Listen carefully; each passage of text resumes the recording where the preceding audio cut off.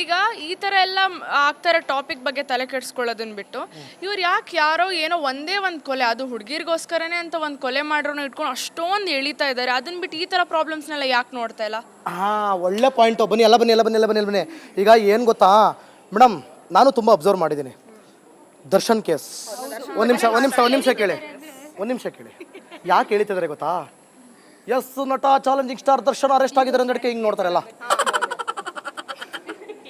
TV ನೋಡೋರು ಕೇಳಿ, ಹೇಳ್ತೀನಿ, ರಿಯಾಲಿಟಿ ಹೇಳ್ತೀನಿ ನಿಮಗೆ. ಈಗ ನನ್ನ ಮಾತು, ಈಗ ನಿಮ್ಮ ಮಾತೆಲ್ಲ ಮುಗಿತಲ್ಲ. ನೀವು ನನಗೆ ಕ್ವಶನ್ ಕೇಳಿದಿರಲ್ವಾ, ನಿಮ್ಮ ಕ್ವಶನ್ ಈಗ ನನ್ನ ಮಾತು. ಹಿಂಗೆ ದರ್ಶನ್ ರಿಲೀಸ್ ಆಗ್ತಾರಾ, ನಮ್ಮ ಬಾಸು ಅಂತ ನೋಡ್ತಾರೆ. ಮಂಗಳೂರಿನಲ್ಲಿ ಮಳೆಯಾಗಿ ಬೆಳೆ ಎಲ್ಲ ಕೊಚ್ಕೊಂಡು ಚೇಂಜ್, ಚರಂಡಿ ಇಲ್ಲ, ರೋಡ್ ಇಲ್ಲ, ರಸ್ತೆ ಚೇಂಜ್. ಆಮೇಲೆ ಬರುತ್ತೆ, ಅವಳು ಅವನನ್ನು ಇಟ್ಟುಕೊಂಡು ಕೊಲೆ ಮಾಡಿದನು. ಹೌದಾ? ಎಲ್ಲಿ, ಯಾವಾಗ, ಹೇಗೆ? ಹೌದಾ? ಅವನು ಇಟ್ಕೊಂಡಿದ್ದಂತೆ ಕಡೆ. ಈಗ ಯಾರು ಸರಿ ಯಾರು ತಪ್ಪು ಹೇಳಿ? ಜನಗಳು ಸರಿನಾ, ಮೀಡಿಯಾದವ್ರು? ಈಗ ಮೀಡಿಯಾದವ್ರಿಗೇನು, ಜನ ನೋಡಬೇಕು. ಈಗ ನೀವೇನೋ ಒಂದು ಕೆಲಸ ಮಾಡ್ತಾ ಇದ್ದೀರಾ, ಒಂದು ಗಿಡಕ್ಕೆ ನೀರು ಹಾಕ್ತಾ ಇದ್ದೀರಾ. ಯಾಕೆ ಹಾಕ್ತೀರಾ ಹೇಳಿ? ಅದು ಬೆಳಿಬೇಕು ಅಂತ. ಅದು ನೀವು ಎಷ್ಟೇ ನೀರು ಹಾಕಿದ್ರೂ ಬೆಳಿಲ್ಲ, ಏನು ಮಾಡ್ತೀರಾ?